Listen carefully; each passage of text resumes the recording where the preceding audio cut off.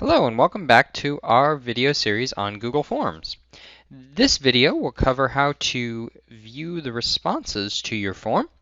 If you are needing to know about how to create a form, set up settings, set up questions, anything like that, please view the other videos in this playlist linked in the description. All right, let's get started. So you see we're here on our form, and you'll see up at the top responses, and we have an 11 next to it showing that we have 11 responses. Clicking on that will bring us to the Responses tab, and the Responses tab shows you three different views of the responses that you have. The first, and for survey type things most useful, is the Summary tab. It will show you the overall responses to each question, kind of grouped together, in the best way that it can show that particular type of data. So if it's open-ended like this first question, it'll just list them. If it's something with a numerical answer, you might get a bar chart here. If it's something where you have a multiple choice question, it'll give you a pie chart.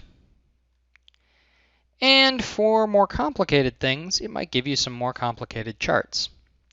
These are also nice because you can hit this copy button right here at the top of any of them to copy them into a PowerPoint or Google Slides presentation or really anything that you want. There are other views as well. One is the question view. This will give you each question and kind of give aggregates of responses. I don't find this one terribly useful, but it's there, and you can page through the questions with the arrows up here at the top. Now, for things like registration type forms, you may actually find this individual tab a lot more helpful. This will give you each individual response like someone filled out a paper form. So you see we have this person's responses, and it's basically just a picture of the form, how they filled it out. This has a couple of nice features to it. The first is if you ever need to print someone's form, maybe this is a registration, you can click this print button right here and it'll print it right out. The other thing is if you have people test your form and you need to be able to remove those tests, you can click this trash can right here and that particular response will go away. Now there's a couple more things that I want to show you. First off, if you are doing some sort of a registration or an interest form or something where you're going to want to be notified every time someone responds, you can click these three dots up here and click on Get Email Notifications for New Responses. When you do this, you will get an email to whatever Google account you're signed into when you click this button every time someone fills out the form. So finally, you may want to do some of your own data manipulation, and that's fine too. You can do that right in Google Sheets, and you can have Google Forms send this directly to a Google Sheet. All you have to do that is click the Google Sheets icon here at the top, and you get a choice whether to create a new spreadsheet or select an existing spreadsheet.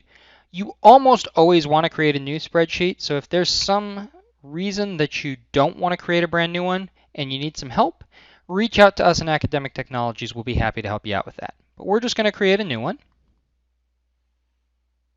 It's going to take a second.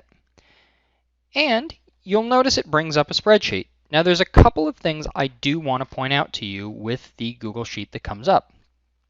First off, each column heading in the spreadsheet is one of your questions in your form. So you don't want to change those column headings because it'll confuse Google Forms and it may start putting things in the wrong place.